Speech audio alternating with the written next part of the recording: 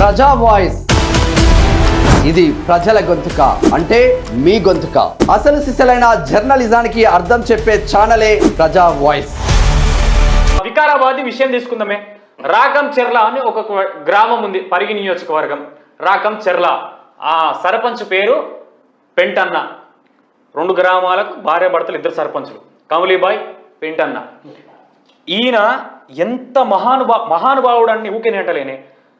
సొంత పైసలు, సర్పంచ్లకి ఏడొచ్చినాయి పైసలు చేసినప్పుడు ఏడొచ్చినాయి లేదు, సొంత పైసలు పెట్టి గ్రామాన్ని ఎంతో అభివృద్ధి చేసిండు.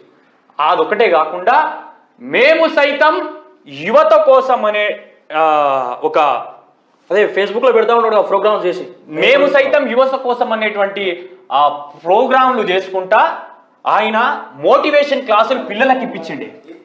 పరిగి నియోజకవర్గంలో ఉన్న మళ్ళీ ప్రైవేట్ పాఠశాలలు కాదు, ప్రతి పరిగి నియోజకవర్గంలో ఉన్న దాదాపు 199 పాఠశాలలకు, ప్రభుత్వ పాఠశాలలకు ఒక మోటివేషనల్ స్కిల్స్ ఉన్నటువంటి ట్రైనర్ని తీసుకొచ్చి సొంత డబ్బులతోటి ఆయన ఆయనకు మనీ ఇచ్చుకుంటా అక్కడ సౌండ్కు ఎంతో అయితే ఓకేనే కాదు, ఒక ప్రోగ్రామ్ పెట్టాలంటే అది అన్ని పరిగి నియోజకవర్గం మొత్తం.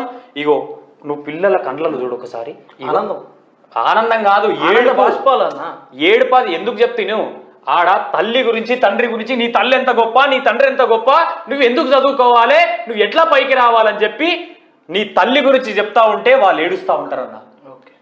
దుఃఖం ఆగది. నేను పోయిన 2-3 ప్రోగ్రాంలకు నేను డైరెక్ట్ ఉండి చెప్తున్నా, నిజంగా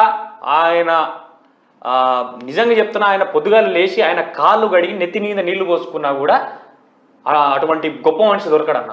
నిజంగా చెప్తున్నా, ఎందుకంటే ఇప్పుడు ప్రతి ఒక్క ఈ చిన్నపిల్లలు అంటే వీళ్ళేం డబ్బులు ఇస్తూ వచ్చిన వాళ్ళు కాదే. ఈ చిన్నపిల్లలు వీళ్ళ కళ్ళల్లో ఏడుపు. ఈ సేవక్ కుమార్ అని చెప్పేసి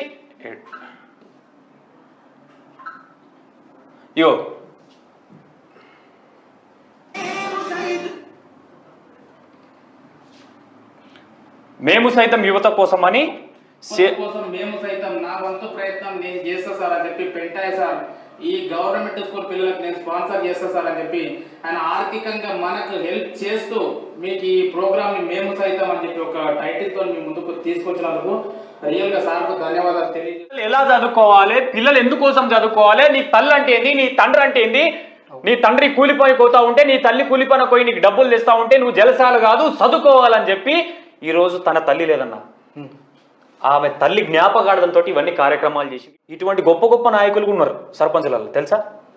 ఇంతటువంటి మహానుభావులు కూడా ఉన్నారు.